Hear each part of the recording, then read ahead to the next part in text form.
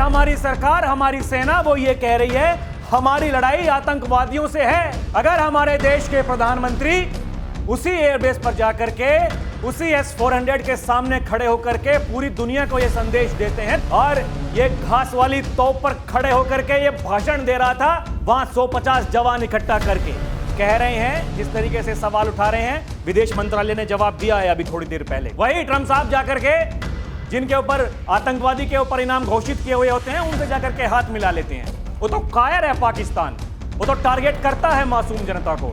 अगर कोई भी आतंकवादी घटना, ऐसा घिनौना कृत्य या फिर वहां से कोई भी गोली आएगी, यहां से गोला जाएगा। दर्शकों नमस्कार, जय हिंद। ऑपरेशन सिंदूर अभी जारी है और अगर ऐसा कह रही है हमारी सरकार, हमारी सेना, तो इसमें किसी को कोई शक नहीं होना चाहिए। लेकिन मैं अक्सर कहा करता हूं दर्शकों कि जो देश के पहले CDS थे रावत साहब, वो कहते थे कि भारत को हमेशा 2 फ्रंट पर लड़ना है। और 4 दिन के युद्ध में यह तो हमने देख लिया कि पाकिस्तान के साथ साथ हमें चीन का भी मुंहतोड़ जवाब देना ही होगा। और वो हमेशा यही कहा करते थे कि पाकिस्तान और चीन ये 2 फ्रंट हैं जहां हमें लड़ना है। लेकिन उसके अलावा ये जो आधा फ्रंट यहां हिंदुस्तान में बैठा हुआ है, जो उसी भाषा का इस्तेमाल करता है जिस भाषा का इस्तेमाल हमारे दुश्मन देश करते हैं, तो फिर उनके लिए क्या कहा जाए और उनका क्या किया जाए, यह बहुत बड़ा सवाल है दर्शकों। और यह सवाल आज से नहीं मैं पूछ रहा हूं, ये जब से पहलगाम नरसंहार हुआ था तभी से लेकर के आज तक मैं लगातार यह सवाल पूछ रहा हूं कि ये जो आधा फ्रंट यहां हिंदुस्तान में बैठा हुआ है, जो कुछ अपनी राजनीतिक महत्वाकांक्षाओं के लिए, कुछ अपनी व्यक्तिगत महत्वाकांक्षाओं के लिए ये ऐसे घिनौने कृत्य करते हैं, तो उनका इलाज कब होगा? अरे भाई, आपको सबूत चाहिए, सबूत। हमारी सेना ने कहा ऑपरेशन सिंदूर, जब उन्होंने ये ऑपरेशन किया था, हमारी सेना ने कहा था, यह बताया था और सबूतों के साथ पेशकश की थी। यह बताया था किस तरीके से पाकिस्तान में जाकर के उस आतंकिस्तान के आतंकवादियों को ठोका है। और पहले दिन से हमारी सरकार, हमारी सेना वो ये कह रही है हमारी लड़ाई आतंकवादियों से है। और इस जंग में, 4 दिनों की जंग में किसी ने क्या पाया, क्या खोया? दुनिया तो बहुत कुछ कहती है दर्शकों, कहने वाले लोग बहुत कुछ कहते हैं, लेकिन हमें समझना होगा, ये केवल जो मेरे पीछे आप ये तस्वीरें देख रहे हैं, इन्हीं से आप पहचान जाएंगे कि किसकी हैसियत कितनी है। एक तरफ जिस आदमपुर एयरबेस के लिए कहा गया था पाकिस्तान की तरफ से कि हमने उसे नुकसान पहुंचाया है, और जो भारत का S-400 है उसको हमने नुकसान पहुंचाया है। अगर हमारे देश के प्रधानमंत्री उसी एयरबेस पर जाकर के उसी S-400 के सामने खड़े होकर के पूरी दुनिया को यह संदेश देते हैं, तो इसका मतलब है हमने क्या किया है पूरी दुनिया ये जान ले। उसके बाद में हमारे रक्षा मंत्री जो उन्हीं एयरबेस, चाहे वो श्रीनगर हो या फिर भुज हो, जिसके लिए पाकिस्तान दावा कर रहा था, वहीं पर जाकर के पूरी दुनिया को यह संदेश दिया, यह बताया कि हमने किस तरीके से पाकिस्तान को घर में घुस के ठोका है। और ठीक उसके विपरीत ये तस्वीरें जो पाकिस्तान से आई, जो इनका प्रधानमंत्री, इनका सेनापति वहां जाकर के कहां जंगलों में और ये घास वाली तोप पर खड़े होकर के ये भाषण दे रहा था, वहां 150 जवान इकट्ठा करके। इससे पता चलता है किसकी क्या ताकत है, किसकी क्या हैसियत है। लेकिन दिक्कत उस बात से नहीं है। लोग तो ये मान रहे हैं, जो समझदार लोग हैं उन्हें यह पता है कि क्या हुआ है क्या नहीं हुआ है। लेकिन दिक्कत, मैं वही कह रहा हूं दर्शकों, दिक्कत इन लोगों से है जो यहां हिंदुस्तान में बैठ करके उस भाषा का इस्तेमाल करते हैं जिस भाषा को पाकिस्तान में या फिर किसी अन्य देशों में जिनके संबंध हमारे साथ में ठीक नहीं है, वहां पर पसंद किया जाता है। पहलगाम हमले से लेकर के अब तक हमने ऑपरेशन सिंदूर किया, जिसमें आतंकवादियों के 9 ठिकानों को तबाह किया, 100 से ज्यादा आतंकवादियों को मार गिराया उसके बाद से लेकर के अब तक जम्मू और कश्मीर में हमारी सेना लगातार ऑपरेशन कर रही है। आतंकवादियों को चुन चुनकर मारा जा रहा है, उनके घरों को तबाह किया जा रहा है। इसलिए मैं कह रहा हूं कि ऑपरेशन सिंदूर अभी जारी है। और यह जो सबसे बड़ी खबर है दर्शकों, इस बात पर गौर करिएगा। जिस तरीके से कहा था हमारे प्रधानमंत्री ने कि नहीं छोड़ेंगे इन आतंकवादियों के आकाओं को, अब समझना होगा कि या तो आप उनकी मदद करते रहेंगे तो फिर आपको भी ठोका जाएगा, और या फिर आप छोड़ दीजिए उनकी मदद करना। ये देखिए एक के बाद एक ये लश्कर का टॉप कमांडर जो सैफुल्लाह खालिद पाकिस्तान में ये ढेर हो गया है। इसने कई आतंकी हमले किए थे भारत के ऊपर, अभी आऊंगा उसके ऊपर, वो बताऊंगा मैं आपको। लेकिन ये इसकी मृत्यु हो जाती है, इसको कोई ठोक देता है, और कोई अज्ञात व्यक्ति। और यही मैं कह रहा हूं, ये पाकिस्तान में जो ये लश्कर का टॉप कमांडर था, ये सैफुल्लाह खालिद, जो कि 3 बड़े हमलों में शामिल था भारत में, इसको किसी अज्ञात ने ठोक दिया। वो पता नहीं भाई साहब कौन था, लेकिन जो भी कोई था, बड़ा तगड़ा काम किया उसने। किसके इशारों पर किया है, किसके कहने पर किया है? दर्शकों, बहुत समझदार हैं आप लोग, और समझदार होना भी पड़ेगा ये सब समझने के लिए। एक खेल जो खेला जा रहा है भारत के खिलाफ, इन सब का पर्दाफाश अब धीरे धीरे इसी तरीके से होने वाला है आने वाले दिनों में। ये देखिए, इसने साल 2006 में महाराष्ट्र के नागपुर में आरएसएस मुख्यालय पर हमले की साजिश रची। 2008 में उत्तर प्रदेश के रामपुर में स्थित सीआरपीएफ कैंप पर हमला करवाया। बेंगलुरु में 2005 में आतंकी हमला हुआ था, उसमें इसका हाथ था। और यही मैं कह रहा हूं दर्शकों, ये चीज समझनी पड़ेगी। ये मीडिया रिपोर्ट ये जो साफ साफ ये छाप रही है, सैफुल्लाह से इब्राहिम तक पाकिस्तान में 2 साल में एक ही पैटर्न से अभी तक 16 आतंकियों को मार गिराया गया है।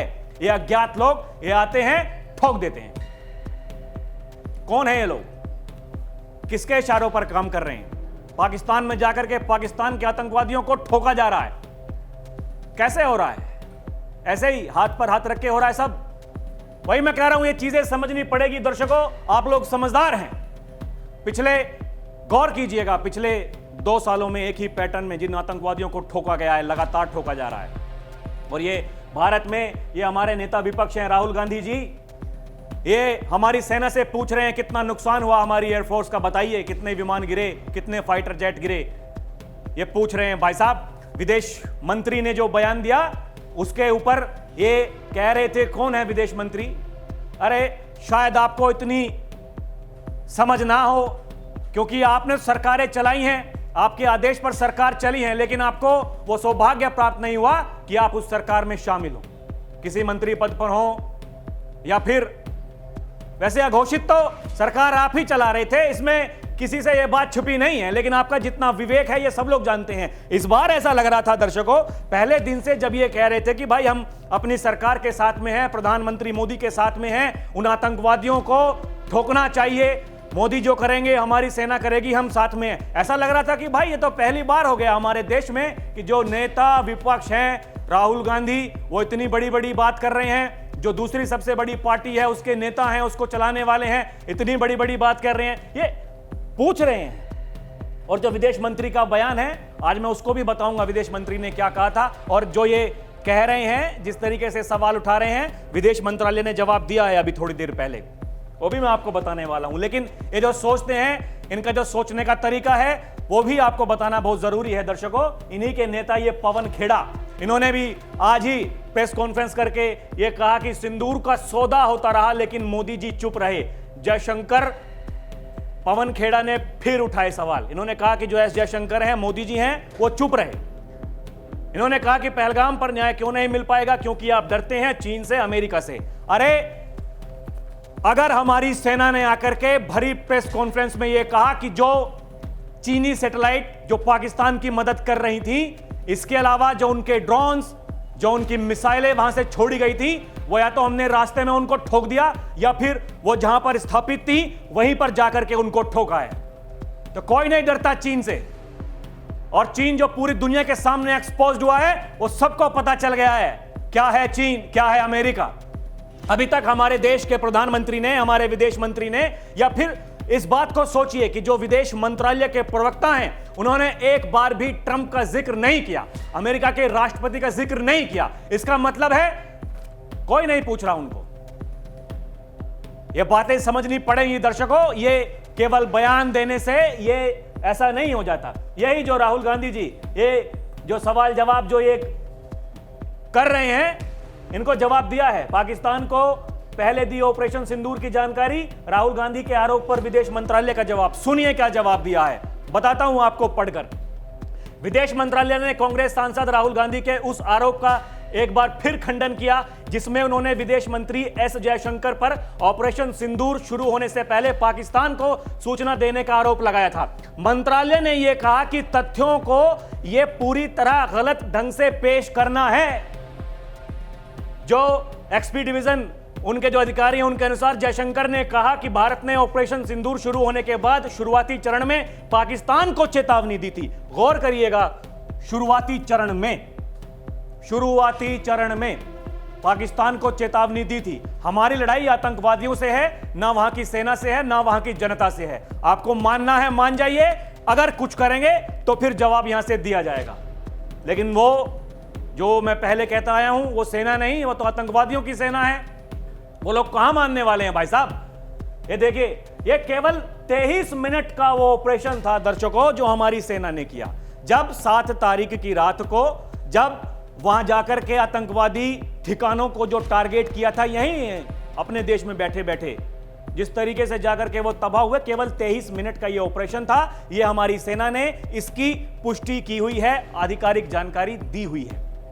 और ये देखिए, कुछ लोग देखिए, वो उन्होंने जो बोला था अंग्रेजी में बोला था, उसको जो लिखा गया मीडिया रिपोर्ट्स में अंग्रेजी में भी लिखा गया। जिनको नहीं समझ में आता है, मैं देखिए उसका जो हिंदी अनुवाद है वो लेकर के आया हूं। इसमें साफ साफ लिखा हुआ है, गौर कीजिएगा, शब्दों पर गौर कीजिएगा। जो लिखा हुआ है कि क्योंकि ऑपरेशन की शुरुआत में ही हमने पाकिस्तान को यह संदेश भेज दिया था। क्योंकि ऑपरेशन की शुरुआत में ही हमने पाकिस्तान को संदेश भेज दिया था। भाई साहब, जब हम शुरुआत कर रहे थे 23 मिनट में, जब हमने ठोक दिया था, तो हमने बता दिया था कि भाई साहब आतंकवादियों से लड़ाई है, आपसे नहीं है। अपनी सेना को पहले समझा दीजिएगा। लगातार वहां बातचीत हो रही थी। ये जो लोग यहीं खड़े होकर के भारत में रह करके ये सवाल पूछते हैं, अरे शर्म कीजिए। आप लोग अपने सेना के शौर्य पर सवाल उठा रहे हैं, आप लोग उनके पराक्रम पर सवाल उठा रहे हैं। आप लोग ये चीजें आपको समझनी पड़ेंगी। नहीं समझ में आती है जिन लोगों को। आगे कहा उन्होंने कि 10 मई को जब उन्हें पता लगा कि पूरी तरीके से पाकिस्तान बर्बाद हो चुका है और सैटेलाइट तस्वीरों से यह पता चलता है कि हमने कितना नुकसान पहुंचाया है, उन्होंने कहा यह स्पष्ट है कि गोलीबारी बंद करने की मांग कौन कर रहा था? कौन कर रहा था? कर रहा था पाकिस्तान। भाई साहब, यही रात है, अंतिम रात, बचा लीजिए। अब इसके बाद में कुछ नहीं हो पाएगा। जो लोग ये सवाल उठा रहे हैं, कांग्रेस के नेता या फिर दूसरी विपक्षी पार्टियों के नेता, अरे जवाब पहले दे रखा है विदेश मंत्री ने, पहले ही किया हुआ है कि अमेरिका के बारे में कुछ नहीं बोलते, चीन के बारे में कुछ नहीं बोलते। चीन के बारे में बता दिया, उनके जो खिलौने आए थे उनको तबाह कर दिया। इसके अलावा और सुनिए, पाकिस्तानी सेना को बता दिया था दूर रहो। ये पहले ही कह चुके हैं, बता दिया था कि भाई साहब दूर रहो। ये आज का बयान नहीं है, ये 2-3 दिन पहले का बयान है। जब लोग ये चिल्ला रहे थे विदेश मंत्री चुप क्यों हैं, प्रधानमंत्री चुप क्यों हैं, प्रधानमंत्री बता चुके थे। विदेश मंत्रालय ने आकर के प्रेस ब्रीफ किया था। इसके अलावा विदेश मंत्री ने उस दिन भी कहा था, बता दिया था पहले ही। इसमें कोई नई बात नहीं है। ठोकने के बाद में कि भाई साहब ठोक दिए, ज्यादा चीपटाक करोगे और ठोकेंगे। चीपटाक की तो फिर ठोका। ये देखिए, उसी दिन ये साफ साफ ये कह दिया था कि इस संघर्ष में चीन की सैटेलाइट ने पाकिस्तान की मदद की, लेकिन दुनिया में हमें काफी समर्थन मिला। उन्होंने ये भी साफ कर दिया कि पाकिस्तान के साथ बातचीत केवल द्विपक्षीय होगी। उन्होंने कहा कि पाकिस्तान से द्विपक्षीय बात होगी और ये जो बाहर के चौधरी हैं उनकी बात नहीं मानी जाएगी। वो भले ही ट्रंप फूफा हो या फिर कोई और हो, उन्हें पता होना चाहिए कि क्या हो रहा है, क्या नहीं हो रहा है। देखिए दर्शकों, ये बिल्कुल साफ है, अपने देश के बारे में हर कोई सोचता है। वो चाहे ट्रंप हो, वो चाहे भारत के प्रधानमंत्री मोदी हो, वो चाहे चीन के जो राष्ट्रपति हैं शी जिनपिंग वो हो, रूस के राष्ट्रपति हैं व्लादिमीर पुतिन वो हो, हर कोई अपने राष्ट्र के बारे में सोचता है। वही ट्रंप साहब जाकर के जिनके ऊपर आतंकवादी के ऊपर इनाम घोषित किए हुए होते हैं उनसे जाकर के हाथ मिला लेते हैं। ये पूरी दुनिया को पता है। तो ये भी पता होना चाहिए कि ये लोग क्या बात करते हैं क्या नहीं करते। ये जो लोग सीज फायर पर लगातार सवाल उठा रहे हैं, ये कह रहे हैं कि ये क्या कर दिया मोदी जी आपने, सेना इतनी आगे बढ़ चुकी थी। अरे आप अभी से सबूत मांग रहे हैं। ये उस दिन 23 मिनट की कार्रवाई को ले लीजिए, अगली रातों में जो कुछ हुआ वो केवल 90 मिनट की कार्रवाई थी। जब पाकिस्तान के एयरबेस जो तबाह किए गए वो केवल 90 मिनट की कार्रवाई हमारी सेना जो बता रही है, और पूरा सिस्टम उनका हैंग कर दिया था। मैं सीधे शब्दों में बात करता हूं दर्शकों, ये लाग लपेट मुझे नहीं आता करना। उन्होंने कहा ये पूरा सिस्टम उनका हमने हैक कर लिया था, उसके बाद में ठोका है उनको जाकर के। इससे पता चलता है कि हमारी सैन्य ताकत क्या है। लेकिन अगर दो सेना आमने सामने होंगी, ऐसा नहीं है कि नुकसान हमारा नहीं होगा, हमारी सेना का नुकसान नहीं होगा या फिर हमारी जो आम जनता है उसका नुकसान नहीं होगा। वो तो कायर है पाकिस्तान, वो तो टारगेट करता है मासूम जनता को, वो भले ही पुंछ में हो। और खबरें तो ये भी हैं कि जो अमृतसर का हमारा स्वर्ण मंदिर है उसको भी टारगेट किया गया था। लेकिन ये हमारी ताकत है कि हमने कुछ भी नहीं होने दिया। दिल्ली की तरफ भी उन्होंने मिसाइल भेजी थी, उसको भी रास्ते में ही ध्वस्त कर दिया। ये हमारी ताकत है। इस ताकत के बारे में हम जिक्र नहीं करेंगे क्या? हम क्या केवल सवाल उठाते रहेंगे? यही ये आधा फ्रंट, ये होशियार इनको होने की जरूरत है। मुझे तो समझ में नहीं आता। और ये हमारी सरकार सरकार से भी सवाल है, ये लोग क्या कर रहे हैं? ऐसे लोगों के साथ में ये कैसा बिहेवियर होना चाहिए दर्शकों, ये भली भांति जानते हैं सर, लेकिन नहीं समझ में आ रहा है किसी को। लेकिन दिक्कत इस बात की है, शशि थरूर जो कांग्रेस के नेता हैं, बड़े नेता हैं, और ये बातें किसी से छुपी नहीं है कि जब राष्ट्रीय अध्यक्ष का चुनाव हुआ था इन्होंने पर्चा भर दिया था खड़गे जी के खिलाफ। इनसे नाराज तभी से बताया जा रहा है कि जो आला कमान है कांग्रेस का इनसे नाराज है। ये अगर पहले दिन से ये कह रहे हैं कि प्रधानमंत्री मोदी के साथ में है, हमारी सेना के साथ में है, और अब अगर इनको जो हमारा प्रतिनिधिमंडल जो जाने वाला है विदेशों में जाकर के पाकिस्तान की जो करतूत है उसकी पोल खोलने के लिए, अगर इनको उसमें शामिल किया गया है, इनकी अध्यक्षता में सब कुछ काम होंगे। दिक्कत इसी बात की है, दर्द इसी बात का है। जो कांग्रेस में सिर फटोवल चल रहा है वो इसी बात का है। खबरें हैं कि कुछ नेता ये कह रहे हैं कि भाई साहब इनको हटा दीजिए। कैसे हटाएंगे? दिग्गज नेता हैं, पहले से ही कई नेता जा चुके हैं कांग्रेस छोड़ करके बीजेपी में। वही लोग कहते हैं कैसी पार्टी है ये, सबसे पुरानी पार्टी कहा जाता है। अरे सीज फायर हुआ है भैया, जो रोक पाकिस्तान के ऊपर लगाई गई थी वो ऐसी की ऐसी है। केवल समझौता इस बात को लेकर के हुआ है, और ये कहा गया है अगर कोई भी आतंकवादी घटना, ऐसा घिनौना कृत्य या फिर वहां से कोई भी गोली आएगी, यहां से गोला जाएगा, एक्ट ऑफ वॉर उसको माना जाएगा और यह मान लिया जाएगा कि पाकिस्तान युद्ध करना चाहता है। ये चीजें समझनी पड़ेंगी दर्शकों। अगर नहीं समझ में आ रही हैं तो इसका मतलब है कि आप नासमझ हैं, आपको खुद समझ में नहीं आता है। इसलिए ये आधा फ्रंट जो यहां बैठा हुआ है उसको होशियार होना चाहिए। लेकिन जिनकी आदत में अब वो शुमार हो चुका है उनको सुधरने में थोड़ा समय लगेगा। लेकिन ऐसे लोगों को समझाने के लिए सरकार को कुछ ना कुछ करना चाहिए। दिक्कत इसी बात की है, ये लोग यहां पर रह करके वही काम करते हैं। अभी नए नए खुलासे डेली हो रहे हैं, कई जासूसों का पता चल रहा है। ये सब कैसे हो रहा है? ये कब से हो रहा था? क्यों हो रहा था? इन सब के पीछे बड़ी ताकतें हैं और जिनका एजेंडा यही होता है कि भारत को बांटना। लेकिन अभी भी वक्त है। 140 करोड़ का ये देश जिस तरीके से वो प्रमाण देता है एकजुट होकर के, जब दुश्मन को मुंह तोड़ जवाब देना होता है उसको एकजुट होना होगा। अभी के लिए इतना ही दर्शकों, आप देखते रहें डीएनपी इंडिया, हर खबर भरोसे के साथ। नमस्कार, जय हिंद।